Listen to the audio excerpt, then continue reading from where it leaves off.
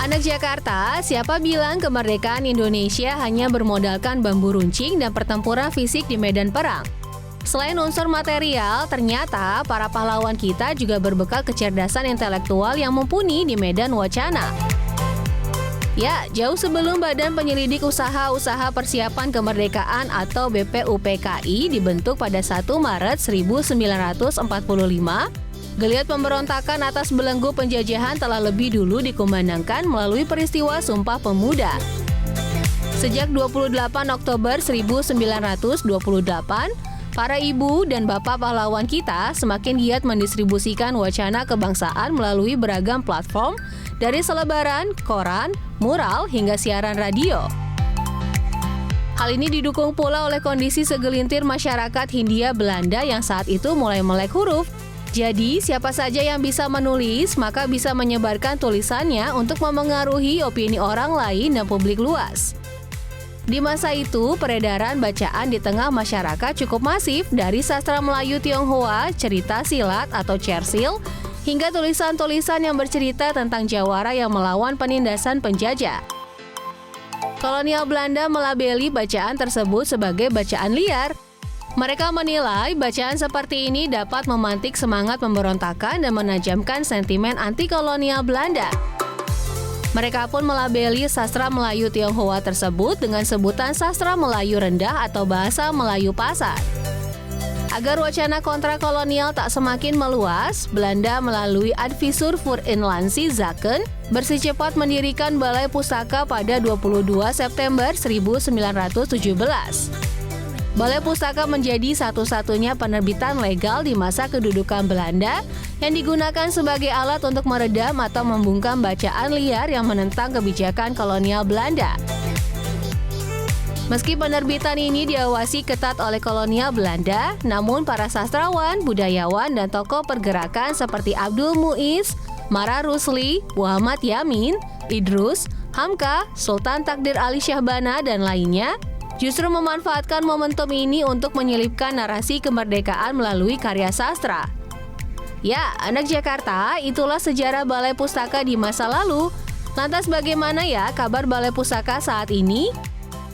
Yuk berkunjung ke kantor Balai Pustaka yang bertempat di Jalan Bunga nomor 8/8A Matraman, Jakarta Timur.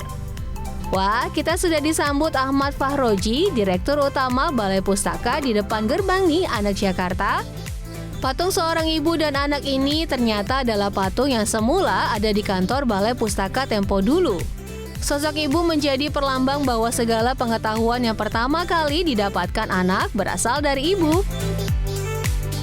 Masih di halaman Balai Pustaka ada 2 mesin cetak kuno yang dulu digunakan untuk mencetak buku-buku terbitan Balai Pustaka. Menurut catatan sejarah, setiap tahunnya Balai Pustaka menerbitkan 350 buku. Wah, ikonik sekali ya, anak Jakarta. Anak Jakarta yang mau bersantai bisa rileks di Taman Siti Nurbaya ini. Tapi kalau anak senja pasti tidak akan melewatkan tempat yang satu ini. Ya, apalagi kalau bukan kafe sastra. Ngopi-ngopi santai sambil membaca karya sastra, aduhai asiknya. Yang bikin salfok nama-nama menunya nih, anak Jakarta, ada beragam jenis kopi yang dinamakan dengan diksi-diksi khas sastra. Seperti kopi puisi, kopi prosa, kopi pantun, degu rindam, serta cemilan khas Yami seperti kentang goreng, cireng, dan lumpia. Puas cemal-cemil, kita balik membahas sejarah lagi yuk. Ya, di lokasi ini, anak Jakarta bisa melihat sejarah Balai Pustaka dari masa ke masa. Oh ya, kantor Balai Pustaka ini diberi juluk Istana Peradaban.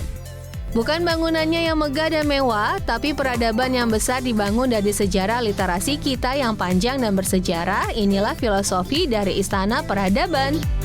Ribuan buku dari masa lalu masih terawat di sini. Deretan karya sastra modern pertama seperti Salah Asuhan, Layar Terkembang, Awal dan Mira bisa anak Jakarta temukan di sini. Begitu juga dengan buku berbahasa daerah yang sudah berusia ratusan tahun dengan kertas yang mulai menguning. Nah, kalau yang ini cukup dilihat saja ya anak Jakarta karena kondisinya rentan rapuh jika dipegang.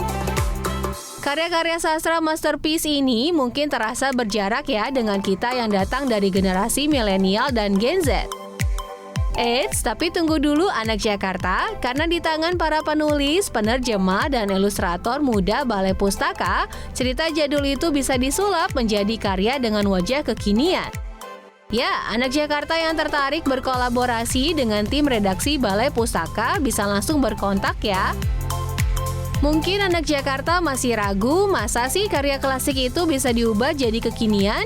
Jawabannya tentu saja bisa. Anak Jakarta pasti tak asing dengan film Gundala Putra Petir karya sutradara dan penulis Joko Anwar kan? Nah, itu adalah salah satu buktinya. Indonesia ternyata juga punya superhero lokal yang tak kalah dengan universe Marvel Studio. Keren ya? Karya-karya klasik ini juga bisa dialih mediakan menjadi pertunjukan teater, tari, musik, drama audio, dan lainnya. Buku-buku klasik ini juga sudah diabadikan melalui versi digital. Di antara rak-rak buku ada satu set gamelan yang boleh dimainkan oleh anak-anak di setiap akhir pekan. Melawat ke kantor Balai Pustaka ternyata bukan sekadar romantisme penerbitan masa lalu, tapi juga melihat istana peradaban bangsa yang kokoh hingga kini. Para pegiat Balai Pustaka terus berjuang untuk mempertahankan dan berinovasi agar sejarah masa lalu ini terus dirawat dan terwarisi ke generasi berikutnya. Sekarang kita jadi semakin tahu anak Jakarta ternyata para pahlawan yang memerdekakan Indonesia tak hanya membawa senjata, tapi juga buku dan wacana kritis yang membangun peradaban Indonesia.